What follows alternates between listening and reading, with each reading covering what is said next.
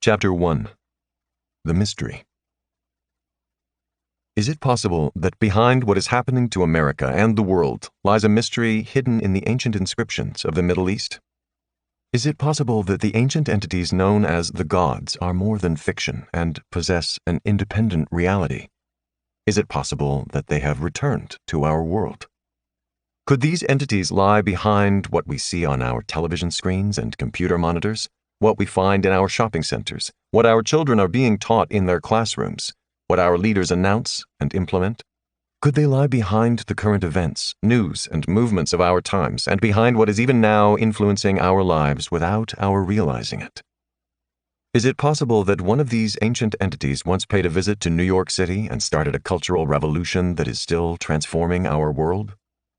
Who are the possessor, the enchantress, the destroyer, and the transformer? And what do they have to do with what is now taking place in our culture?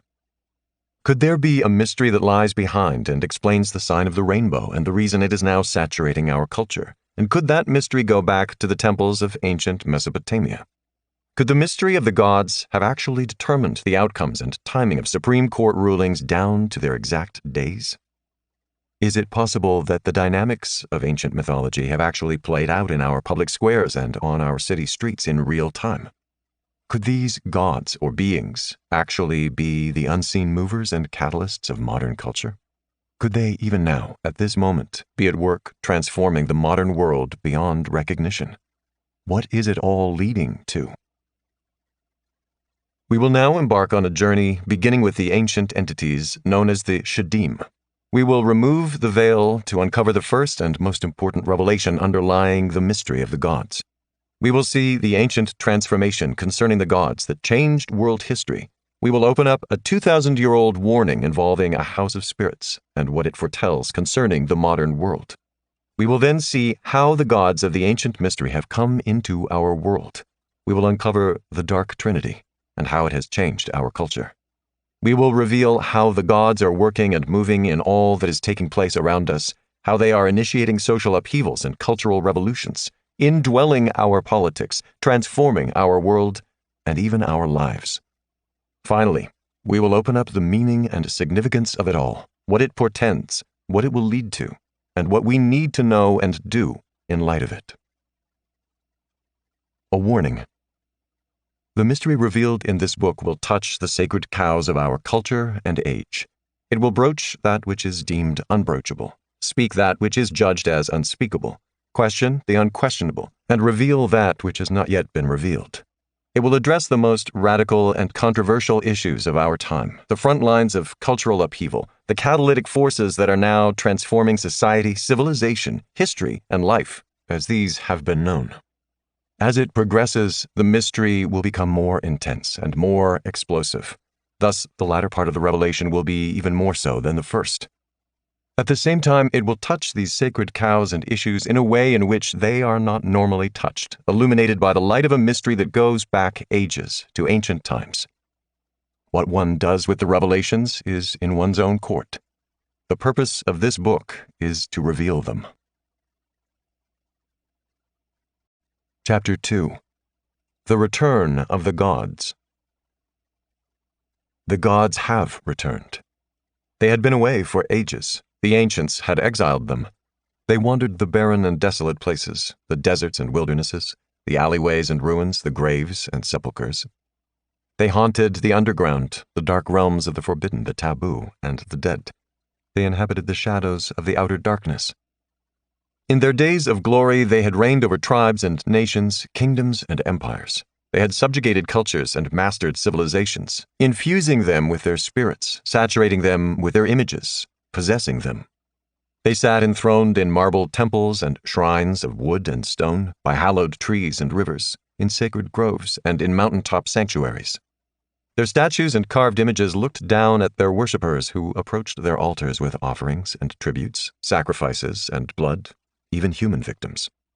Kings bowed down before them. Priests sang their praises and performed their rituals. Armies set off to war and laid cities to waste in their names, and children, the rich and the poor, the free and the slave alike, exalted them, worshipped them, entreated their favor, invoked their powers. danced to the drumbeat of their festivals, dreamed of them, loved them, served them, dreaded them, became entranced and seized by them. But the days of their dominion came to an end. They were expelled from the high places, banished from the palaces of kings, driven out of the public squares, cast out of their temples, and removed from the lives of their subjects. Their groves were neglected, their shrines abandoned, their altars left in disrepair, and their sanctuaries in ruins. No longer were they worshipped or feared. No longer were their hymns sung, their festivals partaken in, or their holy days observed. No longer were they believed in. The gods were sent into exile. In time, they became memories, echoes, and phantoms, and then they were forgotten.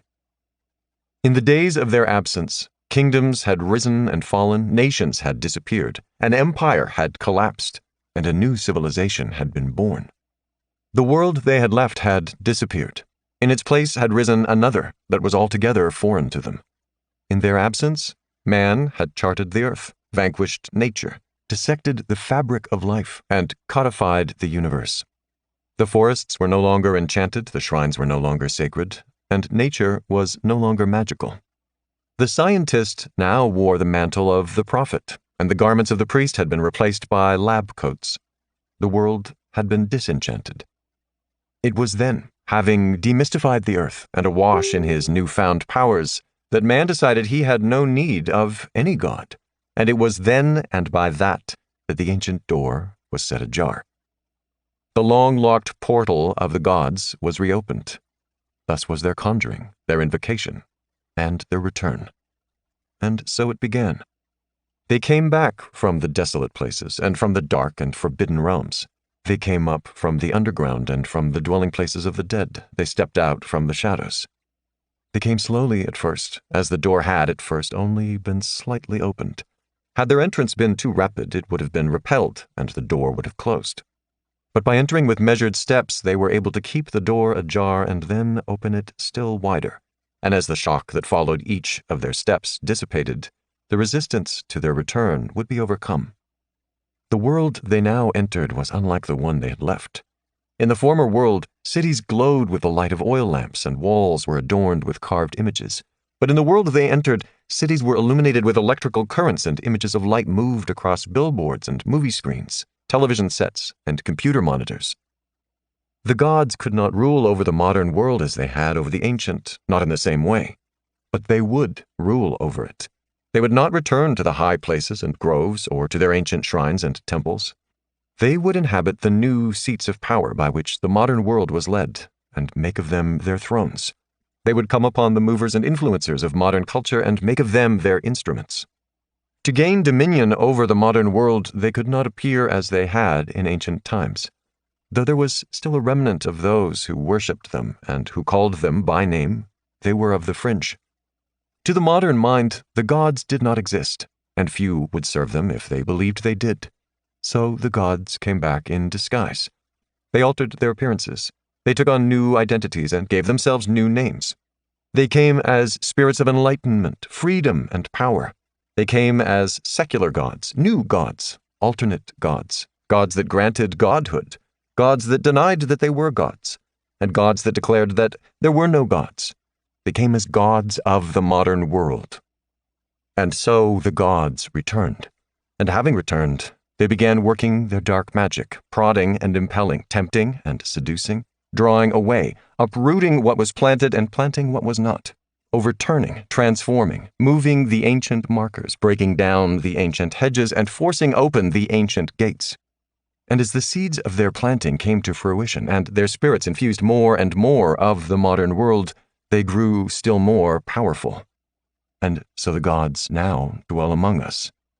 They inhabit our institutions, walk the halls of our governments, cast votes in our legislatures, guide our corporations, gaze out from our skyscrapers, perform on our stages, and teach in our universities. They saturate our media, direct our news cycles, inspire our entertainments, and give voices to our songs. They perform on our stages, in our theaters and stadiums. They light up our television sets and computer screens. They incite new movements and ideologies and convert others to their ends. They instruct our children and initiate them into their ways. They incite the multitudes. They drive otherwise rational people into irrationality, and some into frenzies, just as they had done in ancient times. They demand our worship, our veneration, our submission, and our sacrifices. The gods are everywhere. They have permeated our culture. They have mastered our civilization. The gods are here. To begin the mystery of the gods, we must go back to ancient times and to the entities known as the Shadim. Part 2. The Spirits. Chapter 3. The Shadim. The gods were everywhere. Planet of the Gods. They haunted the ancient world. The fact that in the past 2,000 years they have not been everywhere is an exception to the rule. For most of recorded history, the gods were in every land and enthroned on the pinnacle of every major culture and civilization, from the god Enlil of Sumer to Ra of Egypt, Amarok of the Arctic, Kukulkan of Central America, Wotan of Northern Europe, Dionysus of Greece, Obatala of Africa, Tiamat of Babylon, Bicha of China, Oro of Polynesia, Ahura Mazda of Persia, Perun of Russia, Shamash of Assyria, Dagda of Ireland, Juno of Rome, Shiva of India, and a countless multitude of others. Wherever there were people, there were gods. They reigned over nations, over cities, over cultures, over nature, over the underworld, and over the heavenlies. Their presence permeated the lives of their subjects. The people were bound to them. That the gods could appear in every land, transcending the many differences, distinctions, and barriers of culture, to become a near universal part of human life, is a strange and peculiar phenomenon. To modern sensibilities, the phenomenon of the gods is the product of man's imagination, his projections, his fears, desires, and fantasies. That is certainly part of the story. But what if there was more to it? What if there was another dynamic in the mix, another realm? The Devastators. In the book of Deuteronomy, Moses speaks of a people departing from God and turning elsewhere. They sacrificed to Shadim, not to God, to gods they did not know, to new gods that had come. In turning away from God, they worship other gods. Those other gods are identified as the Shadim. In all the Hebrew scriptures, the word appears only once more in the book of Psalms. They served their idols, which became a snare to them. They even sacrificed their sons and their daughters to Shadim. The word Shadim, again, stands for the gods and idols of the nations that the people of Israel turned to when they turned away from God. What does it mean? Shadim comes from the Hebrew root word shud, which means to act violently, to lay waste, to devastate that which brings destruction. In ancient Babylonian writings, the word shadim or shadu speaks of spirits, protective or malevolent. The latter case would match the root word from which the word shadim derives. A malevolent spirit would lay waste and devastate and bring destruction. The daimonia. When the ancient Jewish scholars rendered the Hebrew Bible into Greek, in a translation known as the Septuagint, they had to find the right word in Greek to stand for shadim. The word they used could refer to a spirit, a principality, an occult entity, a god. The word was daimonion. It is from this that we get the word demon, a malevolent or evil spirit. In the Jewish world, the Shadim are demonic spirits. So the Septuagint translates Deuteronomy chapter 32 verse 17 this way. They sacrificed to daimonios, not to God, but to gods they did not know, to new gods that had come to them. And Psalm 106 verses 36 through 37 is rendered, They served their idols which became a trap for them. They even sacrificed their sons and daughters to daimonios. Writing to the believers in the city of Corinth, the Apostle Paul spoke of the sacrifices offered up on the altars of the Gentile or pagan world. The things which the Gentiles sacrifice, they sacrifice to daimonia and not to God, and I do not want you to have fellowship with daimonia. So Paul writes that when the Gentiles offered their sacrifices to their gods, they were actually offering them to the daimonia, the same word used in the Septuagint to stand for the Hebrew shadim, the dark or malevolent spirits.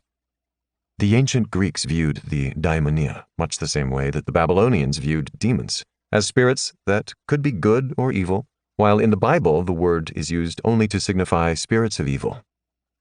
The words of the Apostle Paul in 1 Corinthians are strikingly similar to the words of Moses in Deuteronomy 32 and of the psalmist in Psalm 106. All three scriptures speak of the spirits, the Shadim, the daimonia, as being worshipped and offered sacrifices.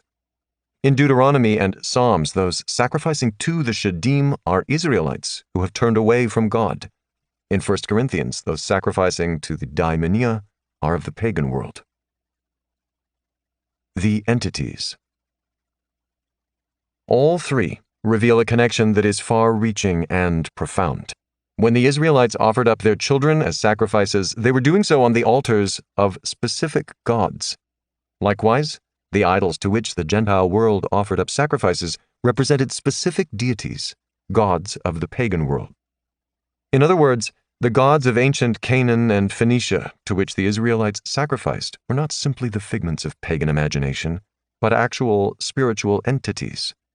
Likewise, the gods that the Gentiles worshipped and sacrificed to in the first century Roman Empire, gods with such names as Jupiter, Apollo, Vesta, and Bacchus, were not simply the imagined or invented characters of pagan mythology, but were connected to spiritual entities, the daimonia, demonic spirits. From the Old Testament Hebrew to the New Testament Greek, the revelation is clear and consistent. Behind the gods of the pagan world were the Shadim, the daimonia, the spirits.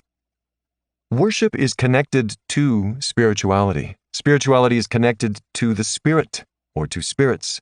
And spirits, as revealed in the Bible, can be either of light or of darkness. Spirits of light are called angels. Spirits of darkness are called demons. And while angelic entities are, by nature, joined to the worship of God, demonic entities are, by nature, at war with the worship of God. They would thus lead one away from the worship of God, even if through the means and form of other gods. The ancient key. Could that which the scriptures reveal about the Shadim and the daimonia provide the key to the phenomenon and mystery of the gods? Could it be the reason behind their universality, why they have transcended the vast spectrum of human culture and have manifested in every land on earth? Could it be the key behind the many similarities and convergences between the cult of the gods and the world of the occult, the overlapping of the ancient pagan rites to the gods and witchcraft? This is not, of course, to suggest that mythology is real. Mythology is mythology. But is it possible that the mythological worlds of pagan worship contain connections to the spiritual realm, shadows of the Shadim and the daimonia? Could the one be affected by the other, and the other by the one? Could the mythology of the gods contain revelation concerning the realm of the spirits? And could the realm of the spirits employ the mythologies of the gods? In other words, is it possible that the mythologies of the gods have, in varied ways and degrees, followed the spirits, the Shadim and the daimonia? And is it possible as well that the Shadim and daimonia, the spirits, have in some way and to varied degrees followed the gods and utilized their mythologies for other purposes?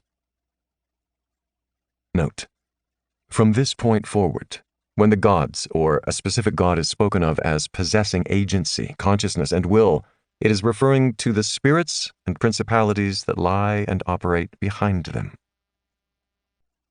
If the gods are spirits, and the spirits are gods, then what happens when people or nations are given to them? Is it possible for entire peoples, nations, or civilizations to become possessed? Chapter 4. A civilization possessed. If the gods of the ancient world were joined to the spirits, then what happened to those peoples and nations under their dominion? The word daimonizomai is used in the New Testament to speak of the effect of a spiritual principality on an individual. It can be translated as demonized or possessed. So, if behind the gods of the ancient world were spirits, we would expect the signs of daimonizomai, or demonization, to manifest in those cultures that worshipped and served the gods, the signs of possession.